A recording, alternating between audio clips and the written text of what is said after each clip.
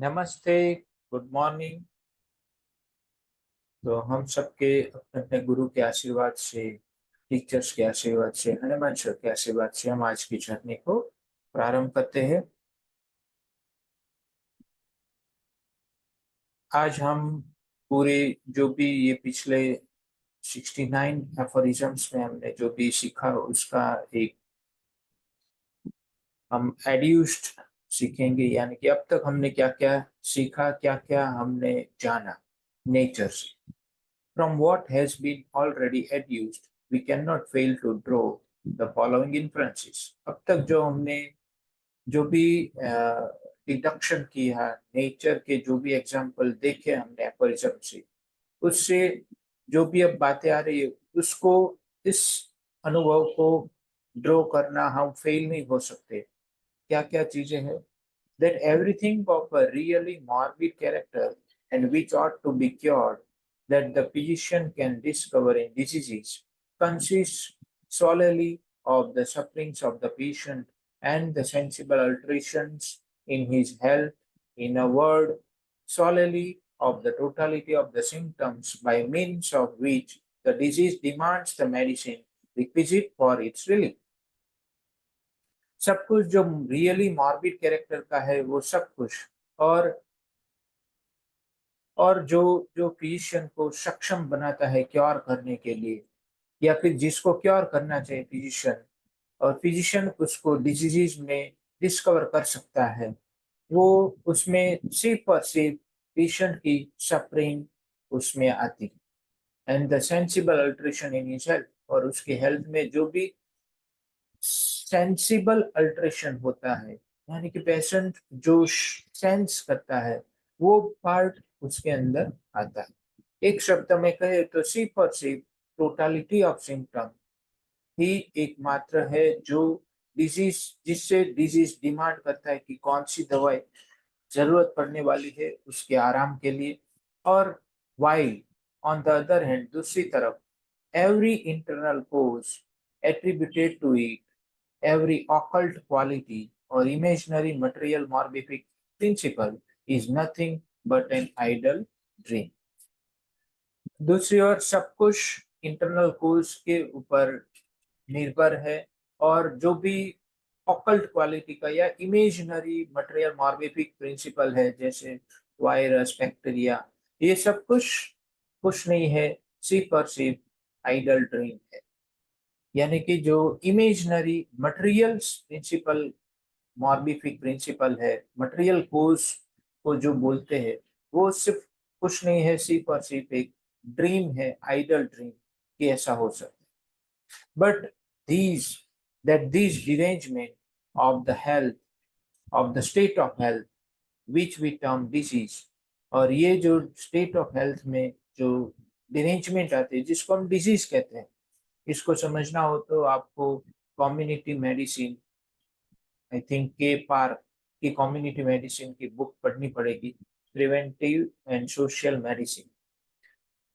इसको इसको आपको पढ़ना पड़ेगा chapter number 3, concept of health and disease. उससे पता चलेगा कि हेल्थ या डिजीज दोनों अलग नहीं है, एक ही एनर्जी के दो अलग अलग पहलू है। जब हेल्थ बैलेंस में हो, सब कुछ बैलेंस में एनर्जी चल रही हो, तो वही हेल्थ है। जब वो लोअर लेवल पे चला जाए तो वो डिजीज, और सबसे ऊपरी लेवल पर चला जाए तो वो पॉजिटिव हेल्थ हो जाती है। तो दोनों एक ही, हम कर सकते हैं कि ये एक ही रेखा के जुड़े हुए दो अलग अलग पॉइंट है। बात सिर्फ वही रेखा की है, यानी कि एनर्जी के, जो हनुमान सर कहते हैं उसी बात को वहां पर वो काफी को रिलेट होता है वो कॉन्सेप्ट। आप उसको पढ़ सकते हैं, सब लोग पढ़ के आए, फिर भी एक बार आप उसको अब इस एंगल से जब पढ़ेंगे तो आपको समझ में आ जाएगा कि what is concept of health and disease. तो ये जो डिरेंजमेंट होती है which we term disease can only be converted into health, ये सिर्फ हेल्थ में तभी कन्वर्ट हो पाएगी बाय अनदर रिवॉल्यूशन। किससे? दूसरे रिवॉल्यूशन लाके, affected in the state of health by means of medicine, medicine के द्वारा हेल्थ के में फिर से एक रिवॉल्यूशन लाके हम उसको डिजीज में से हेल्थ में ले जा सकते हैं। जिस रिवॉल्यूशन से वो हेल्थ से डिजीज में गई, उसी रिवॉल्यूशन से वो डिजीज से हेल्थ में जाएगी। वो सॉल क्योरेटिव पावर, जिसकी ये मेडिसिन की जो क्योरेटिव पावर है, वो consequently can only consist in altering man state of health.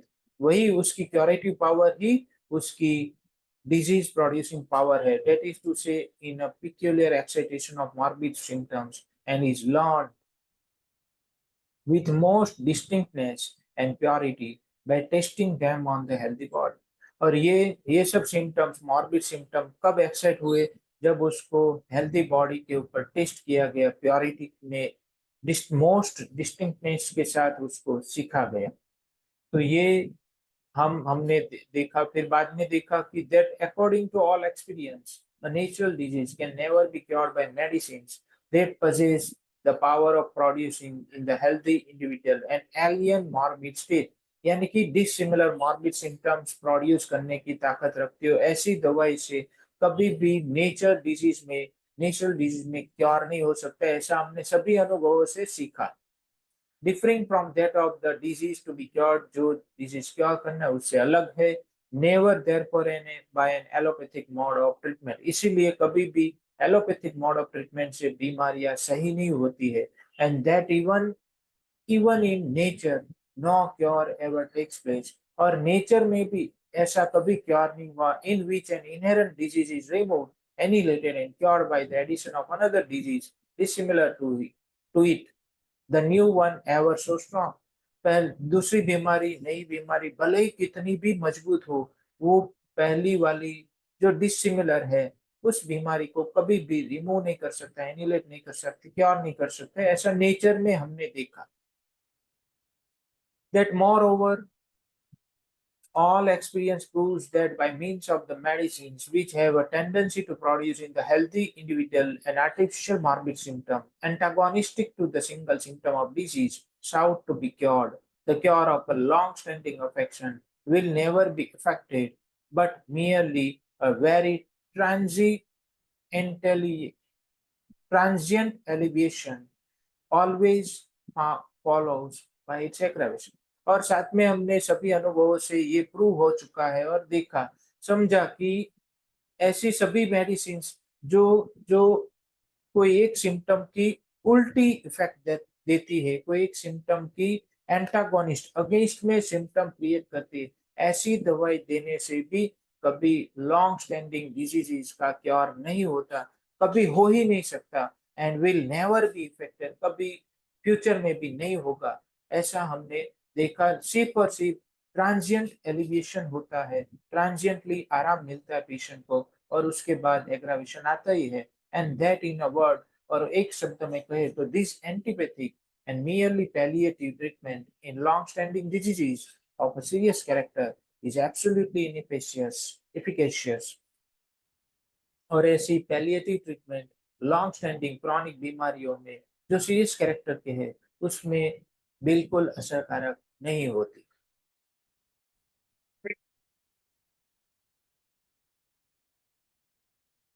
That however, the third and only other possible mode of treatment, the homeopathic, in which there is employed for the totality of the symptoms of a natural disease, a medicine capable of producing the most similar symptoms possible in the healthy individual, given in suitable dose, in the only is the only efficacious remedial method whereby diseases which are purely dynamic, deranging irritations of the vital force are overpowered, and being thus easily, perfectly, and permanently extinguished, must necessarily cease to exist।